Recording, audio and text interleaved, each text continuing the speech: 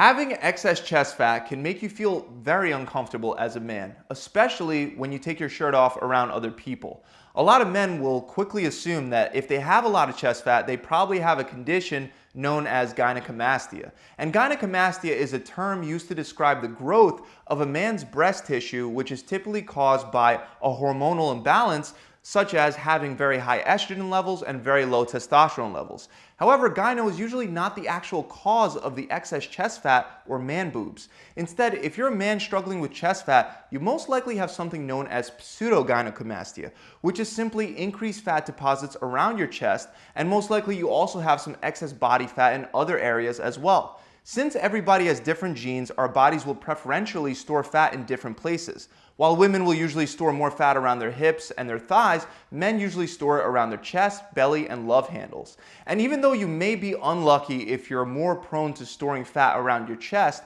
you're very lucky that this is a totally fixable issue. And the very first step to fixing this issue is to decrease your overall body fat percentage. Unfortunately, no matter what anyone else tells you, there isn't one single exercise that can target your chest fat. There are exercises that can help build muscle and improve the shape and definition of your chest, which I'll get into in a second, but there's no way to spot reduce the fat that's sitting on top of that chest muscle. However, even if your body prefers to store fat around your chest, by burning enough overall body fat, you will burn off the chest fat as well. So most people will tell you to just create a calorie deficit by simply subtracting 500 calories per day. However, even if you're eating less calories, but those calories are coming from sources that are processed or high in fat and sugar, then you're more likely to create insulin resistance, which will physically prevent fat loss. And instead of burning that extra 500 calories per day, your body will just slow down its metabolism to make up for those missing calories. So instead of just tracking calories, you'll want to also know your macros. And this is very important. You'll want to fill those macros with fresh whole foods that you'll find around the outside perimeter of your grocery store.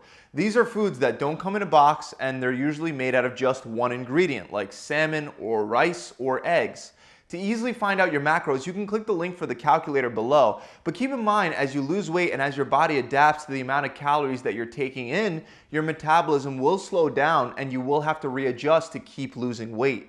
But a great way to prevent your metabolism from slowing down, at least as much, is to cycle your calories. One of the best ways to do that is by dropping your calories lower by, let's say, 30% from maintenance for 2 weeks, and then you would bring your calories back up to maintenance levels for 2 weeks. Research shows that this 2 weeks on, 2 weeks off dieting approach leads to more fat loss, it's more sustainable, and it's less likely to result in metabolic slowdown. There are other ways that you can cycle your calories as well, such as carb cycling, where you would have high carb days and low carb days. And you can also do something like an alternate day fast, where you would eat at maintenance one day and then eat under 500 calories the next day. All of these will help delay metabolic slowdown as you burn that chest fat. Now, underneath that fat, I'm sure you're hoping to find some nice pecs, but to make that happen, you have to follow step 2, which is to perform weight training.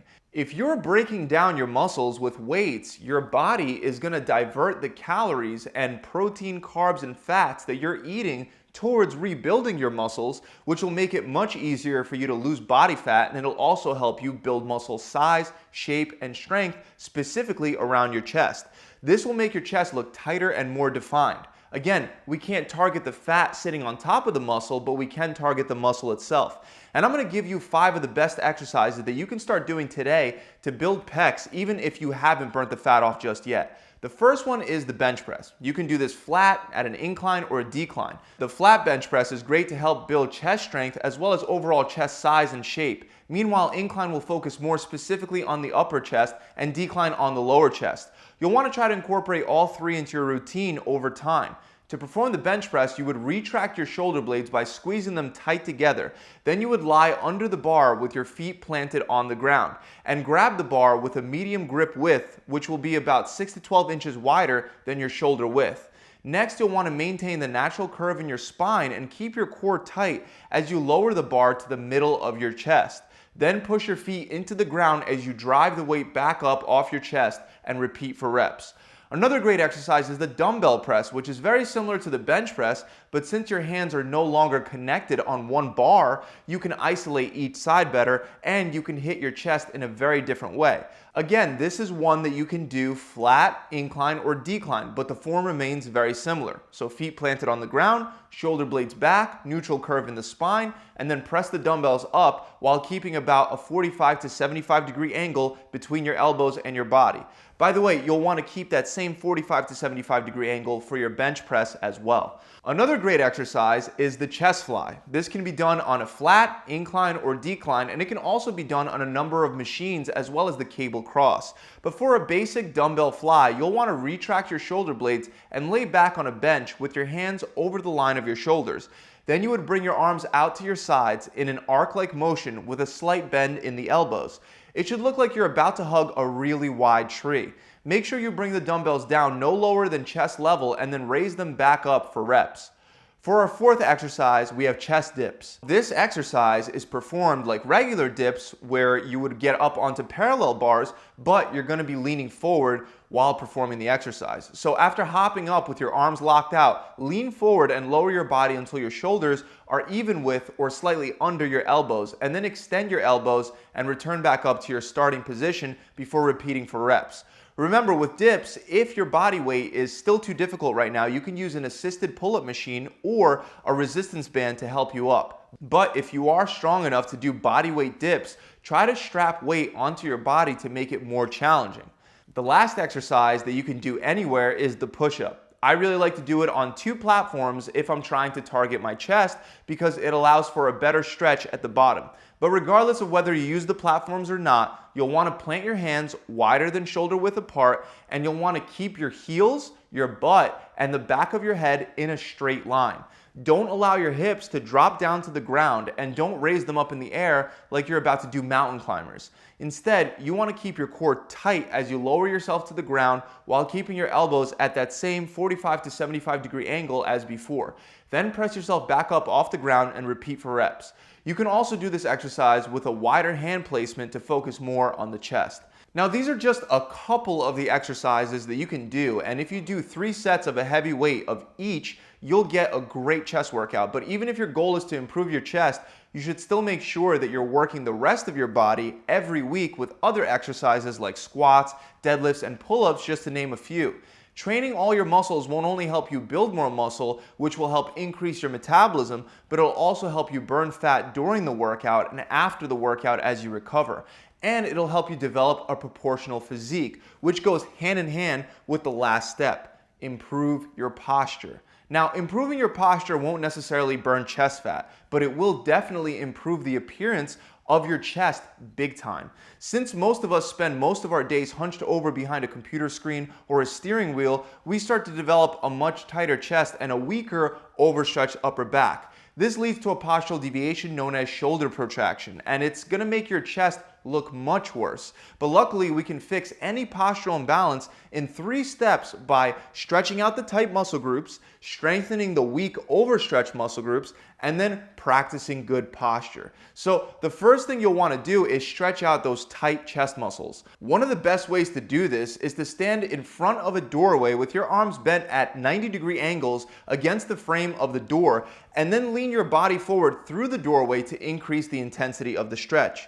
Another great stretch for the chest involves grabbing TRX straps and then walking forward with your arms out to the sides and your elbows slightly bent until you feel that stretch in your chest. Make sure you don't lean forward. Instead, you want to stand up straight and walk forward until you feel the stretch. The last of the tight muscles that we want to stretch are the lats. You can stretch the lats by simply hanging off of a pull-up bar. You can also just put your elbows on a bench or a chair and lower your upper body down to the ground until you feel the stretch. Now keep in mind, you'll want to hold all of these stretches for 30 seconds each round and repeat for 3 to 4 rounds. Try to get these stretches in every day and you'll definitely notice a big difference. The other thing that you'll want to do is tighten up and strengthen all of your upper back muscles, especially the rhomboids, since they're overstretched and weak. You can do that with exercises like barbell rows, low rows, and reverse flies, just to name a few. And if you want more detail on how to do those exercises, as well as others that will really help, I have a step-by-step back training video that I'll link up below, and it'll show you exactly how to strengthen those upper back muscles fast. But the last thing you want to do is practice having good posture throughout the day. Even though pulling your shoulders back and thinking about standing up straight can help, something that helps me a lot more is to concentrate on keeping my sternum pointed straight towards the ceiling. If you imagine that your sternum is like a glass of water, and by keeping it straight you prevent it from spilling over, you'll find it a lot easier to maintain better posture. There are also posture correctors that you can get on Amazon, but most of them will be doing all the work that's required to hold your shoulders back for you rather than your muscles doing the work and getting stronger. But there is one that doesn't force your shoulders up, and instead it'll remind you every time that you slouch, allowing you to correct it with your own muscles, helping them get stronger, ultimately correcting your posture. It's called the Upright Go. Now, I'm not sponsored by them, but I'll add an Amazon link in the description for you to be able to check it out. That about wraps it up. I really hope you guys enjoyed this video. If you did, make sure you subscribe to the channel and hit that bell icon. Also, if you don't feel like going through the trial and error that's usually required to figure out exactly how to customize your own diet and workout plan, and you want to avoid the plateaus that come with your metabolism constantly slowing down, check out my 6-week challenge. It lets you skip all that guesswork since it comes with a 3-phase diet plan that's based on your body and that can be customized to your dieting preferences. We provide intermittent fasting plans, keto plans, 1 meal a day plans, and vegetarian plans, just to name a few. You'll also get a 42-day workout plan, a recipe book, and an accountability coach to help answer any questions you have 24/7. And the best part is, as long as you stick to the plan for the 6 weeks, not only will you lose a whole lot of chest fat as well as overall body fat, but you'll also get the whole program for free. To find out more, click the link below in the description or visit my website directly at gravitytransformation.com. See you guys soon.